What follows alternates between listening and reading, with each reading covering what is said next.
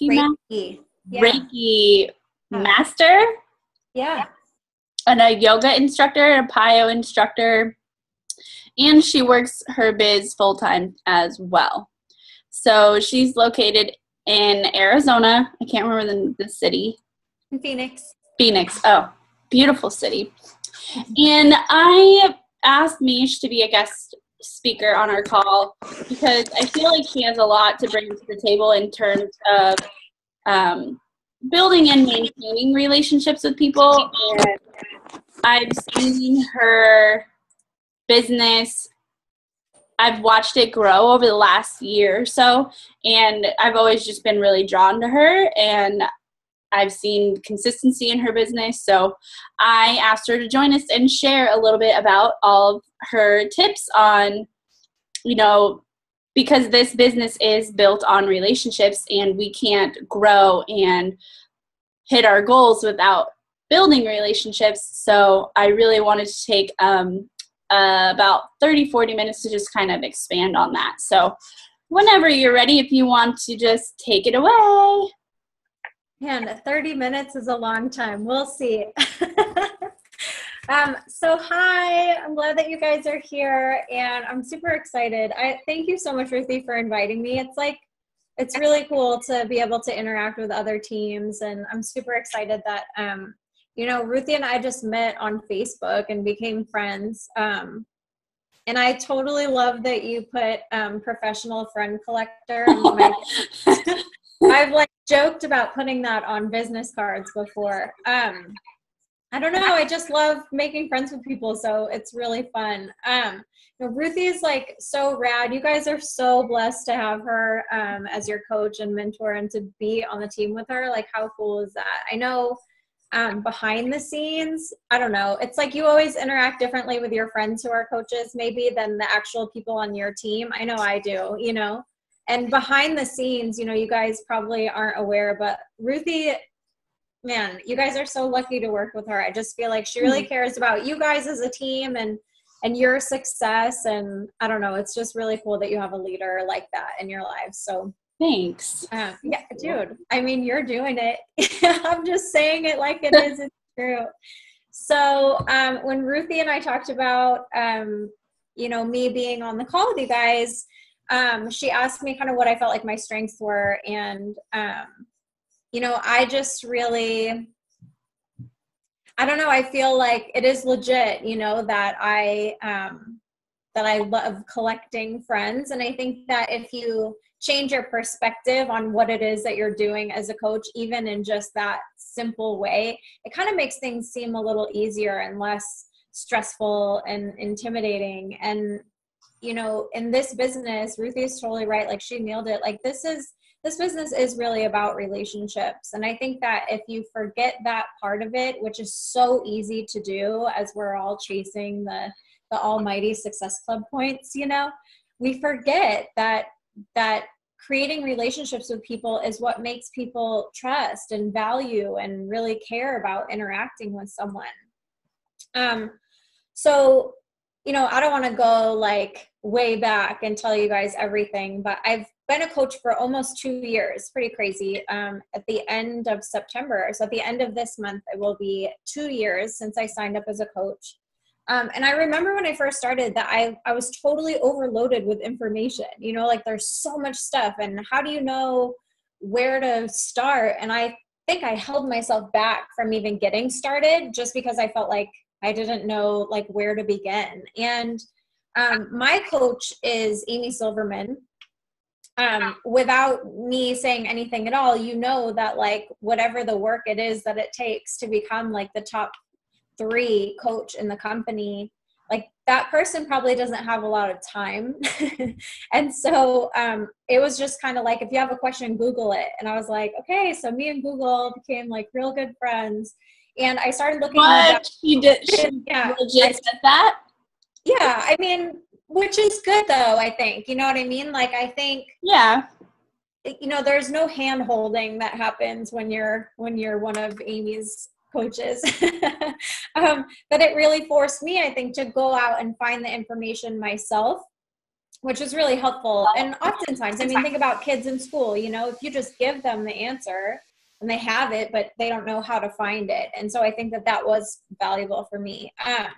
But I just remember when I first looked in the back office, and one of the first things that I found was the 5-step invitation process. After all of these other things that I've been looking at, like downline, up. I mean, didn't know what direct sales was or multi-level marketing. I had no idea. And so I was reading all of this stuff. I was kind of freaking out a little bit, like, this is really intense. Like, what do all these words even mean? You know? And so when I looked over here, that's so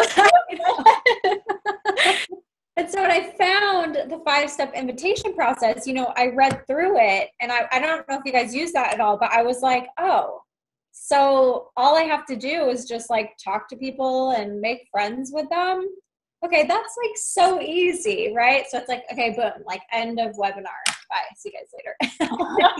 Like, it really is just like, I don't know, it really is that simple. And I think that, you know, a lot of times in the process of being a coach, we tend to overcomplicate things, right? Like overall, if you break it down, if you did nothing in your business besides the 3 vital behaviors, I mean, you could rocket to the top. Like, you don't have to do all this extra stuff. And one of those behaviors is inviting.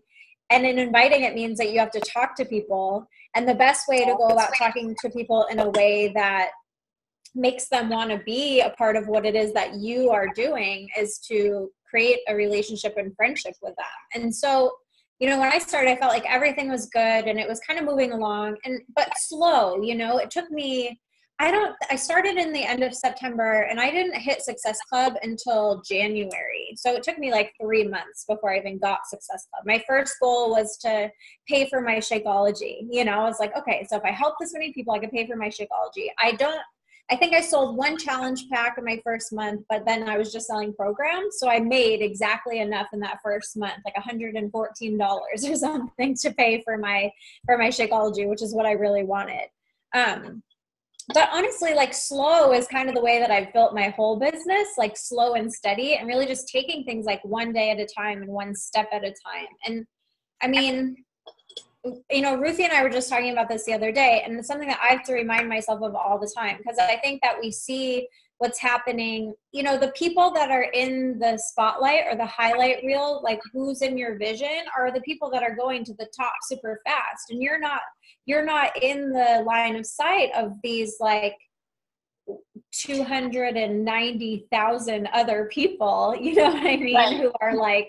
who are doing the thing every single day. And you have to remind yourself that even if it takes you 5 years to reach whatever goal, you know, if you want to make a 6-figure income, I mean, 5 years is like, that's nothing. Some people don't even make 6 figures in their whole lifetime. So, you know, in the big picture, it's not that long of a time. And even if you take your time and go slow, and it takes you 5 years, which may be considered a long time to a lot of people, like, so what? That's great, you know? So when I decided that I wanted to go full time, I asked my coach, like, what did I have to do? Like, what did that mean? You know, because I was like, all right, if I want to make this thing work and I want to like just be a coach and not do anything else, like, what do I need to do? And she told me that I needed to invite at least 30 people a day. And I tried it, and, you know, I'm not saying don't do it, because I think that everyone needs to try everything at least once and see, you know, what works. But you know, it didn't work for me doing that, sending out blind invites every single day. I mean, I just felt like I was like just flinging invites out, like, hey, how's it going? Join my group, you know, like, I'm doing this thing. Have you ever heard of Tony Horton? You know what I mean? Like, it was super awkward and weird. Did it feel impersonal? Very impersonal. Yeah, for sure. Well, it wasn't personal at all. It was just like, I knew that what I had been taught was that if I wanted to be successful, I had to get Success Club, right? Like, it even has the name Success in it. And that I had to invite 30 people a day. And the only way that I was going to be able to do that is if I just randomly hit people up and was like, hey, what's up? Join my group. It's going to be fun, you know? And I did that for 2 weeks, and I literally got no responses. So, I mean, like, do the math on that. 30 people a day for 2 weeks straight. That's a lot of people. A lot of people. Not hear back from. Yeah, pretty crazy. How did that make you feel? Were you drained or? Oh, I mean, I think that's I was almost 500 people. I know. So I was prepared to hear people say no, yeah. right? But I wasn't prepared to hear nothing. And so I was like, so, I mean, what happens when you do something consistently, even over like a long period of time or a short period of time? I kind of reevaluate my business like each week and then each month and see what I've done that's working and what I've done that's not working. And so at that time, it had been 2 weeks and I was like, okay, something's not working. Like I need to change something. And then I heard someone say in one of the many, audios that we have access to and the videos and things like that, relationship first, business follows. And I was like, oh, like it totally clicked, So like throwing invites out there like that, it just didn't work for me. And it didn't work for a lot of reasons. One, who was I talking to? Like who, not only did I not take the time to, go through all those like super niche exercises and figure out like, who is my ideal client? Who do I want to work with? And specifically talk to those people. But I didn't know, what were those people's goals? What did they need? What it was that they were wanting? What was their life like? I knew nothing about them. And here I was just being like, hey, join my challenge group. You know what I mean? Like, right. And so, that didn't work. And then, for another thing, how salesy and like impersonal and gross is that? You know what I mean? Like sometimes you have to take a step back and think about how you would want someone to approach you. And I know for sure 100% that if I got an email like that from someone, I would not respond.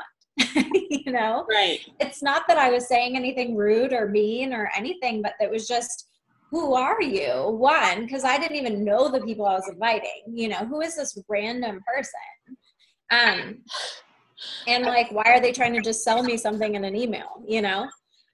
So there was just no trust. And in that, why would someone want to work with me or buy something from me or, stick with me at all, And I think that, it is really important to remember that this is like a people business and we are a results driven business, but if you want to make money, the people have the money. And so if you don't know how to talk to people or work with people, the money is not going to come because the people will keep it for themselves or give it to someone else who has taken the time to get to know them. And the people have the referrals and the people have the mouths that will express their opinions no matter what. Facebook is a great example of that, right? Like if someone doesn't like something, they will blast it and everyone will either agree with them, disagree with them, give their opinion or keep it to themselves or, whatever. So I don't know. It's interesting. And then, I don't know if you guys have ever started working with a client that you don't know at all. Like I have a couple people who have messaged me kind of last minute being like, hey, I want to get into your group. And it's like the month is ending and I'm like, okay, here's the link, thinking I'll just go through the process and get to know them after they order. Which, by the way, after the fact is a really hard time to get someone to give you all the information. But it's like, yikes, I think that in this business and in any business really, one of the things that I really love about it is that not only does it, I don't know, there are times in our lives always that are going to be hard or stressful or where we're frustrated with ourselves and we all have our own stuff. And I really loved throughout the entire process over the past couple of years that when I'm working is like a full dedicated time where it's not about me at all. So all of the attention is taken off of me and put onto someone else, that person that I'm talking to or that I'm going to talk to or, whatever. But I know that in talking to people, you get to decide, and this goes for people that join your team as well, if you want to work with them or not. And I have said no to people in joining my challenge groups or in joining my team. If I talk to them and, I get to know them and I feel like they're not a good fit for me or my team or what it is that I'm doing. If you talk to someone and they're loaded with excuses, I like to tell them straight up, I don't think this is right for you right now.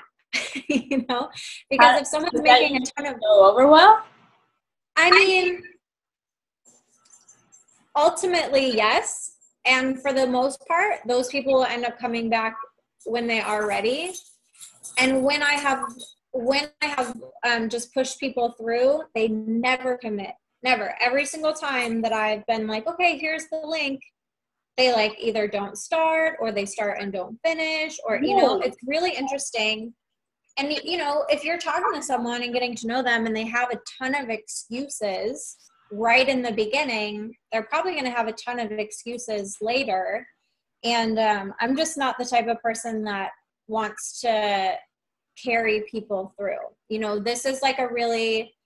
This business is really cool in that we're able to provide people with the tools that they need to get the results that they want, but we really have to like meet each other halfway, so you could be this really amazing caring coach, but if the person isn't putting in the work, they're not going to get the results, right? So it's like, you really do have to meet each other halfway. And how frustrating is it for you when someone signs up and they get a program and they just quit? It's like, it makes you feel bad, as a coach, like you're doing something wrong. Yeah, it makes you second guess yourself. I just had that happen to me like 3 times this week.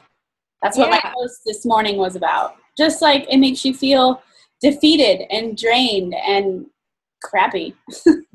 Totally. And it's really not about you at all, right? Like, it's totally 100% about that. Yeah. And so I think, I just think that a part of the process, in working with people is taking the time to get to know them. And that right there just starts, that's how you build relationships with people. And so I totally use that form process, family, occupation, recreation, and message. And that helps you find out that person's sign. So like, what are their strengths, their interests, their goals, and their needs? And just be a friend, like genuinely care about people. It takes the pressure off of you as a coach and like a business owner. It makes things a little bit less formal. It makes you feel less like a salesperson. And it makes you feel like you actually have created this genuine connection with someone. And that is what kind of produces like longevity, right? Like in your business. I think people want to feel heard. And specifically in this business, in health and fitness, like our bodies and the way that we feel about our bodies can be really like private and intimate. And if you really want to be able to help someone, I think it's important that you take the time to get to know them. There are times where I'm struggling, and there are things that I wouldn't share with someone that I didn't know, but like with my friends, I would be like, hey guys, like I'm totally struggling. I need help, Right. So I just think that it's a really valuable, part of it. And there's so many things about, creating relationships that I've heard, like be more interested than interesting, like on social media, I think it's really easy for us to want to be like, look at me and this thing that I do that's so cool. Don't you want to like it? But like what's awesome is to like ask people questions. People love to give their opinions on Facebook. If I ever have a question about anything, I just go to Facebook and like 40 people tell me what they think about it, but it's just a way to like start a conversation, get people talking about themselves. You would be amazed at what people will share if you just get them talking about themselves. And other people are so rad. Like, I think, I don't know, just, it's something that we naturally have always done. I think, when you're in a situation and you're standing in line next to someone, you've probably like pre-smartphone, we've probably always started conversations with people. And I think that when we move into this like business mind and like this zone, it's like we put on a different suit and we forget like how to talk to people. And it's weird, but I think it's important to remember that everyone has a story, and that most people's stories are totally fascinating and really interesting. And you can learn so much about someone just from asking them a few simple questions like, what do you do for work? What do you like about it? What do you not like about it? Like, right.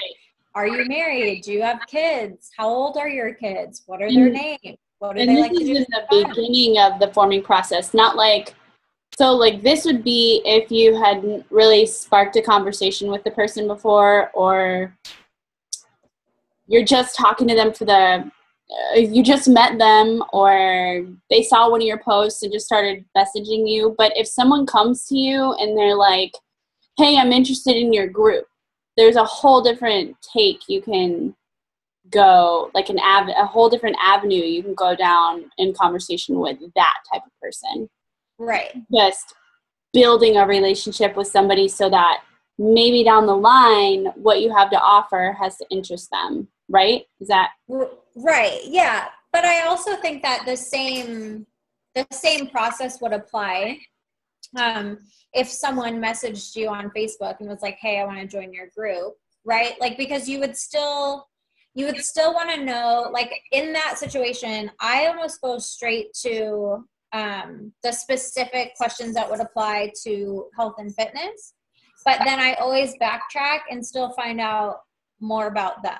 You know what I mean? Like, okay, cool. Like even after they've ordered, I'm like, okay, awesome. I'm so excited for you to start. So, do you have to work on Monday? Where do you work? You know what I mean? Right. And then, it just establishes a little bit of a relationship. When somebody joins our challenge group, I always introduce them.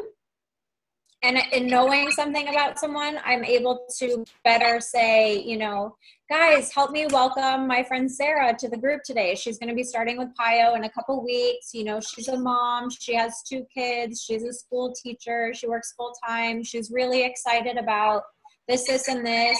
I can talk about, why she wanted to do whatever program, what her goals are. And then in the end, that person's like, wow, thank you so much for like introducing me to the group and for like saying all that stuff about me. And you know what I mean? Like people like to feel heard.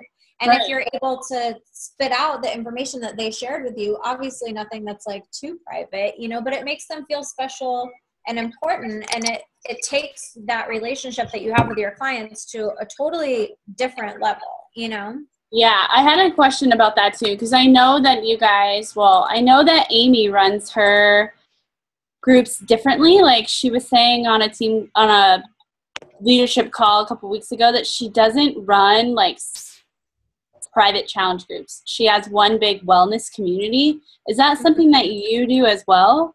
Yeah, I didn't start doing that, but so we have one group, and actually it's a group that is hosted by myself and my team. So anyone on my team can add any of their clients to this group. And the reason that I started doing it that way is because there was a time where I had 3 or 4 groups running at a time.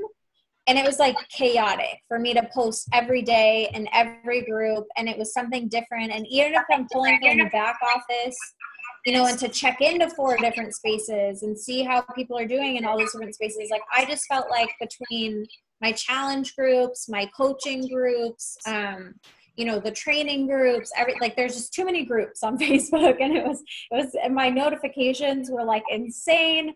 And so I was like, no, we need to just have one group. And if I was feeling that way, I know that my team was feeling that way as well, I think that's what we have too. We have Team Fly, and like Allison, I don't know if you're in that, but I can add you to it.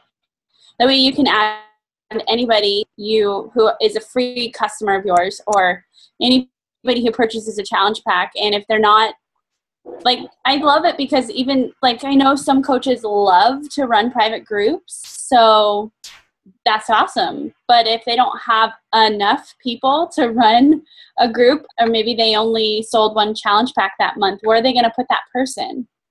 Right. So it's great for that type of thing. Well, and I think it's also cool because I don't know. I mean, you could be talking about a specific program that you're doing, but over time, you know, like last year before PIO came out, I talked about PIO for like months and months and months. Like I was really excited about it. And like I teach yoga, so like those are kind of my people anyway. But because I did such a good job of promoting that and leading up to that, I still get people messaging me about PIO all the time. And so there was a time where I would have to be like, I'm not running a PIO group right now. Where do I put this person? You know what I mean? And so we just opened up a general group where we could put everyone who's doing any program. And that means, you know, I know like Amy, in the beginning, I don't know what she does now, but if you didn't purchase a challenge pack, you did not get into the challenge group. And I kind of did that for a while, but I think that everyone deserves to be a part of the community. And everyone deserves to have the support. And what I have found more often than not is that people who didn't order Shakeology in the beginning will end up getting it because they see that everyone else is drinking it. And they're like, oh, these people are having really good results doing it, you know? So I allow everyone in. You have to have purchased a program or a Shakeology, obviously, to like even get into the group. But it is for everyone. And that way we're able to break it up as a team. And everyone takes a day, you know, so like I post on Mondays, someone else posts on Tuesdays, and each week it's someone else's turn to post. And if you're like out of town or you forgot or whatever, like someone else can pick up the slack for you. So it's not as stressful. And to me, the challenge group isn't about us. It's about the clients. It's about the people that are in the group.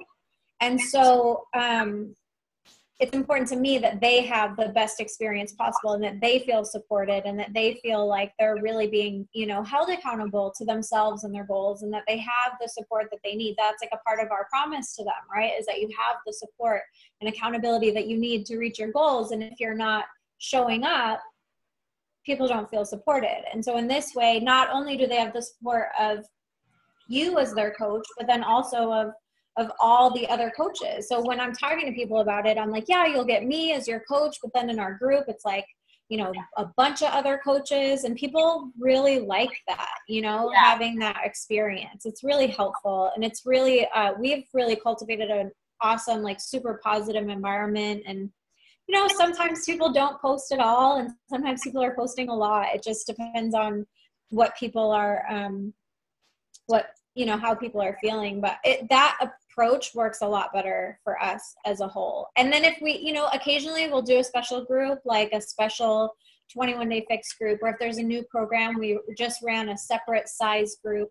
But then when the group is over, all those people get moved into the big group. And that's where we do our 5-day free challenges.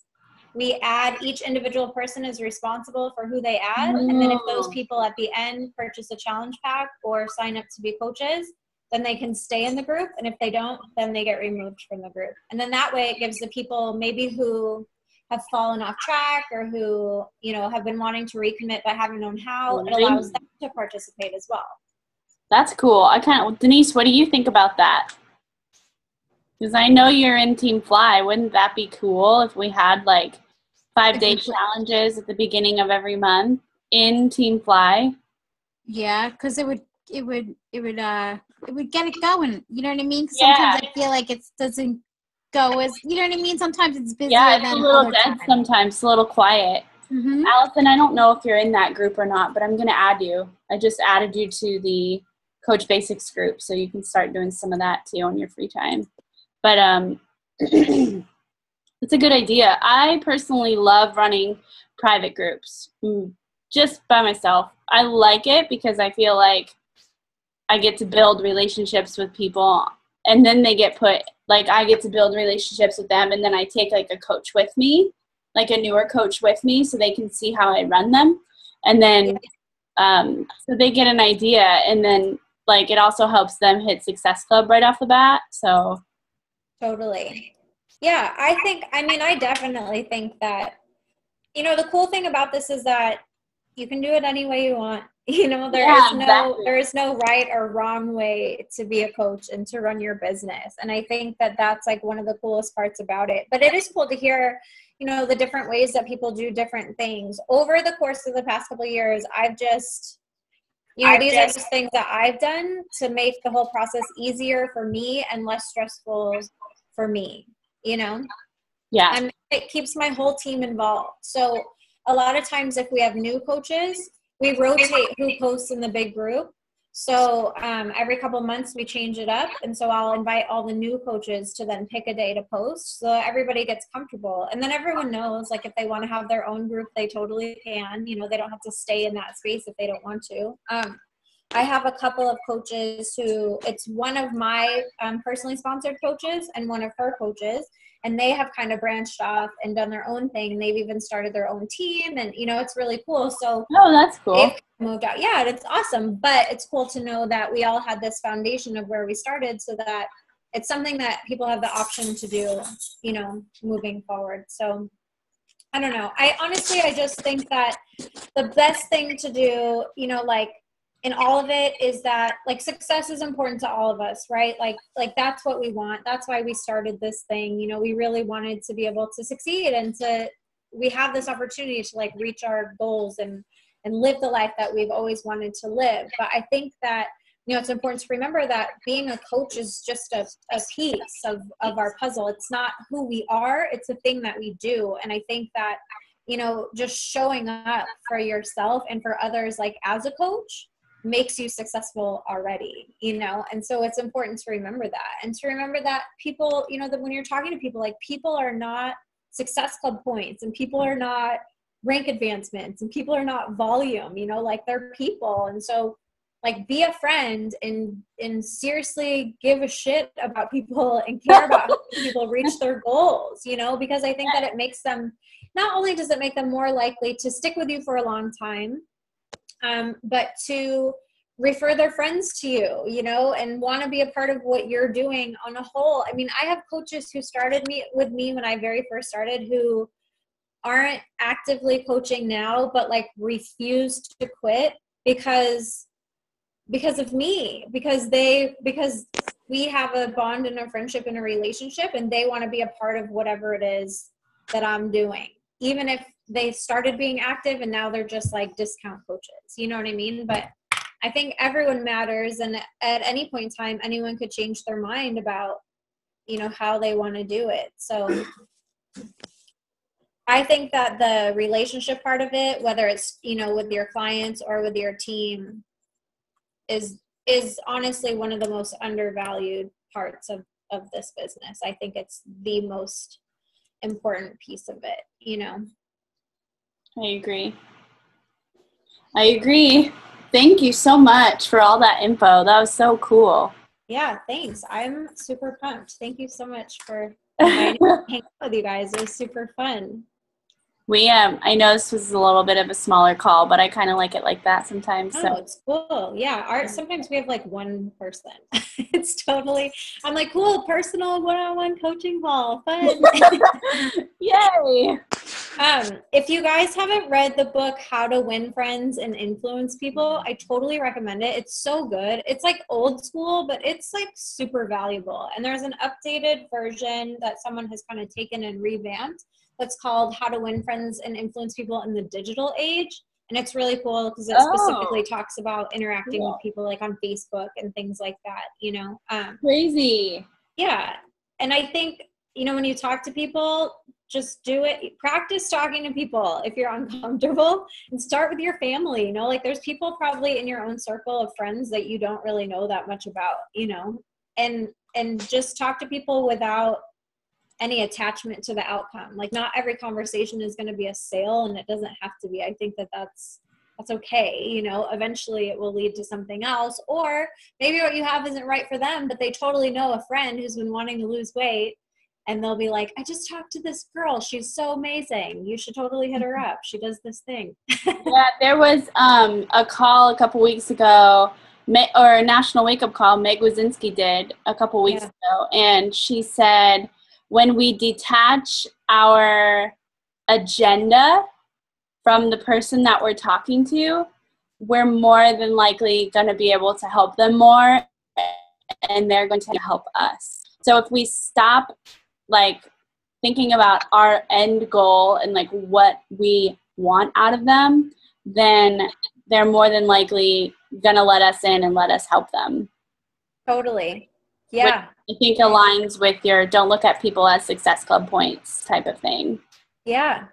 Yeah. Just be friends, right? Like your friends are so willing to help you out and work with you and do things with you and give to you. And, you know, and so I think if you make that the foundation of what you're doing, you'll be successful. I had a business coach one time tell me that, you know, building my business in this way was maybe the slow road. But that, you know, it would absolutely bring me like continued lasting success because people are less likely to just like up and leave when they have a relationship with someone, you know? Mm-hmm. You're able to work things out or talk things through, or, you know, I mean, I have people who haven't really wanted to coach anymore, but they're like, I'm just going to keep paying the business fee because I want to like be a part of what you're doing. And I'm like, that's weird. You don't have to do that if you don't want to, you know, but sure, whatever, you know? So, and people are always watching you. So if you be kind and you approach them as a friend and act like you care, they'll start to pay attention to who you are. People will always remember how you made them feel, right? And so if you make someone feel valued and important, they'll remember that and they'll remember you for that. Totally. Cool. Our call is getting ready to end, but we thank you so much for all the valuable information. Thank you. Thank you. Cool. Bye, guys. Bye. Have an awesome night. You too. You too. Bye.